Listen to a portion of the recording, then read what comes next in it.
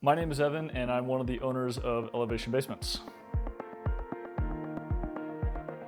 My day-to-day responsibilities with Elevation Basements covers a real broad spectrum of the business. Everything from initial client interactions to designing basements with clients, project management where we're in the field, working with our trades, our employees, our customers directly.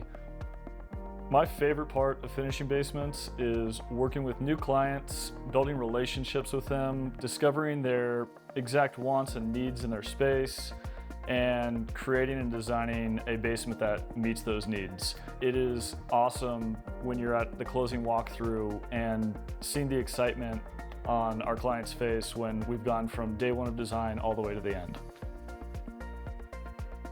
I think what's most important to our clients is the overall experience that they are receiving while investing in a basement in their home. Everything from a quality final product to the communication they receive and the expertise that's brought by a team. What I enjoy most about our team is the collaborative effort that everybody puts in to ensure that every project is the best it could possibly be.